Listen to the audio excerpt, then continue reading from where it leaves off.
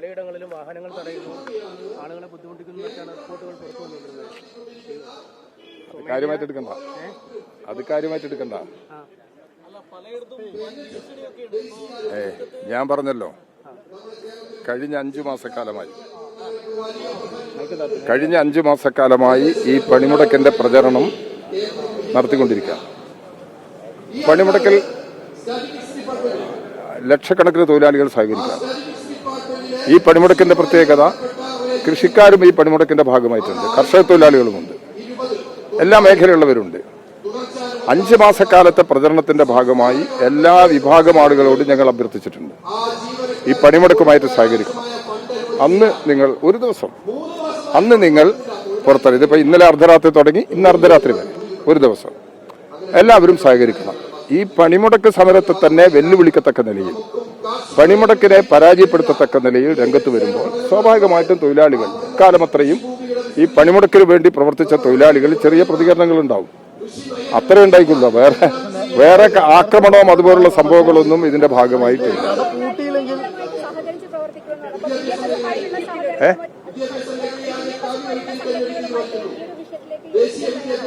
തയ്യാറാണ്.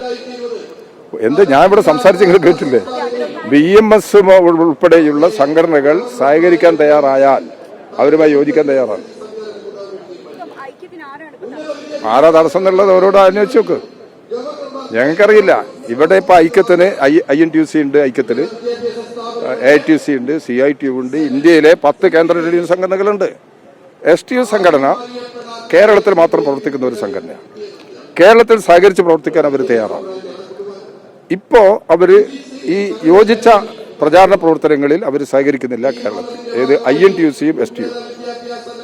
ഞങ്ങളാരും അവരെ കുറ്റപ്പെടുത്തുന്നില്ല. അവരുടെ യോജിച്ചുള്ള പ്രകടനത്തിന് അവരെ വിളിച്ചിട്ടുണ്ടായിരുന്നു. ഞാൻ വിളിച്ചിട്ടുണ്ട്. ഞാൻ ഇന്നത്തെ പ്രകടനം ഉൾപ്പെടെ യോജിച്ച് നടത്താം എന്ന് ഞാൻ INTUCയുടെ ജില്ലാ പ്രസിഡന്റ് ശ്രീ രാജീവിനോട് ഞാൻ ഇന്നലെ രാവിലെ പ്രസ് ക്ലബിന്റെ മുമ്പിൽ വെച്ച് ഞാൻ സംസാരിച്ചതാണ്. അദ്ദേഹം അതിന് ചിരിച്ചയാളാണ്. അദ്ദേഹം മറുപടി ഒന്നും പറഞ്ഞിട്ടില്ല. അദ്ദേഹത്തിന് വരാൻ കഴിയില്ല. അത് അദ്ദേഹത്തിന്റെ കുറ്റമല്ല. അവരെ നയിക്കുന്ന ഒരു രാഷ്ട്രീയ നിലപാടിന്റെ പ്രശ്നമാണത്. ആ നിലപാട് തിരുത്തി കഴിഞ്ഞാൽ അവർക്ക് യോജിക്കാൻ കഴിയും. അതിന് പ്രശ്നമൊന്നുമില്ല. ഞങ്ങളത് കാര്യമാക്കുന്നില്ല. അവരിനിയും സഹകരിക്കാൻ തയ്യാറാണെങ്കിൽ ഇനിയും സഹകരിക്കാം. ദേശീയ തലത്തിൽ ഉയർന്നു വരുന്ന ഈ പ്രശ്നങ്ങളിൽ ഐക്യ ട്രേഡ് യൂണിയന്റെ ഭാഗമായി BMS സഹകരിക്കാൻ തയ്യാറാണെങ്കിൽ അവരെ സഹകരിപ്പിക്കുന്നതിന് ഇവിടെയുള്ള ഐക്യ ട്രേഡ് യൂണിയൻ തയ്യാറാണ്. ദേശീയ തലത്തിൽ തന്നെ, ഞാനിവിടെ കോഴിക്കോട്ടുകാർ മാത്രമല്ല, ദേശീയ തലത്തിൽ തന്നെ യോജിപ്പിക്കാൻ തയ്യാറാണ്.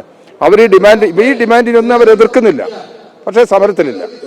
അതുകൊണ്ട് BMS ആയിട്ട് സഹകരിപ്പിക്കുന്ന കാര്യത്തിൽ ഞങ്ങൾക്കൊരു പ്രശ്നവുമില്ല. അത് സഹകരിക്കണമെന്ന നിലപാട് തന്നെയാണ് ഞങ്ങൾക്ക്. ഒരു കാര്യം, KSRTC ബസ് ഓടുന്ന ഇന്നലെ മന്ത്രി പറഞ്ഞു അത് ആശയക്കുഴപ്പമുണ്ടാക്കിയിരുന്നു. പിന്നെ ട്രേഡ് യൂണിയനുകൾ നോട്ടീസ് കൊടുത്ത് സമരത്തിൽ പങ്കെടുക്കുന്നുണ്ട്. അതിനുശേഷം നോട്ടീസ് കൊടുത്തതല്ല, അതിന് മുമ്പ് കൊടുത്തതാണ്.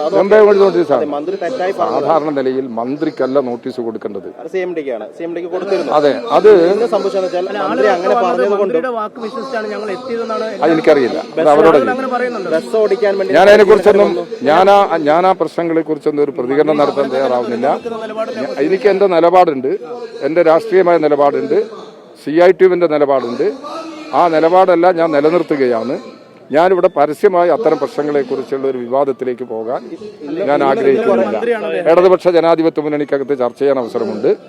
അവിടെയെല്ലാം ഈ വിഷയങ്ങൾ ചർച്ച നടത്തി ഭാവിയിലുള്ള കാര്യങ്ങളെല്ലാം നമുക്ക് പരമാവധി കുറ്റമറ്റതാക്കുന്നതിന് വേണ്ടി നമുക്ക് ശ്രമിക്കാം. അല്ല, അത് അങ്ങനെ ചോദിക്കരുത്. അതൊക്കെയുള്ള സാധനങ്ങൾ അതെങ്കിലും ഞങ്ങൾക്ക് വിട്. ഇത് നോക്കിയിട്ട്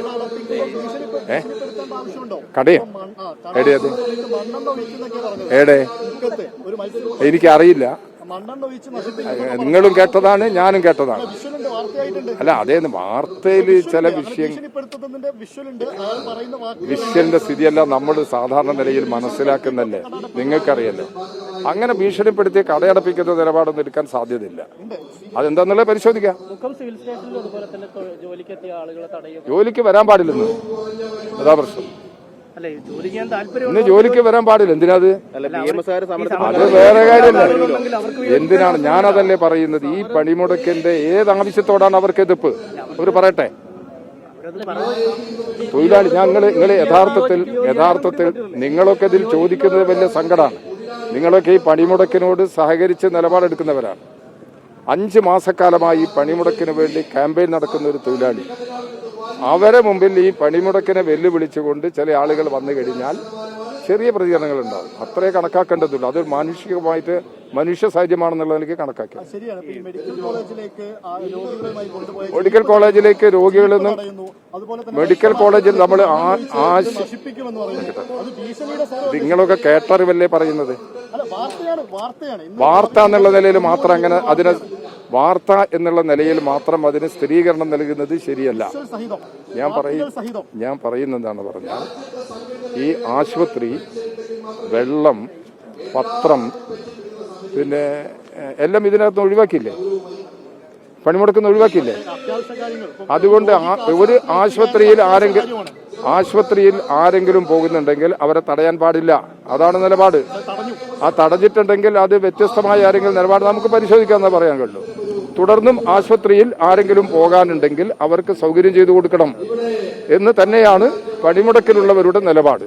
അത് തുടർന്നുള്ള കാര്യങ്ങൾ ഈ പണിമുടക്ക് രംഗത്തുള്ള പ്രവർത്തകന്മാർ അത് ശ്രദ്ധിക്കണം എന്നുള്ളത് കൂടി ഇതിന്റെ ഭാഗമായിട്ട് ഞാൻ അഭ്യർത്ഥിക്കാം.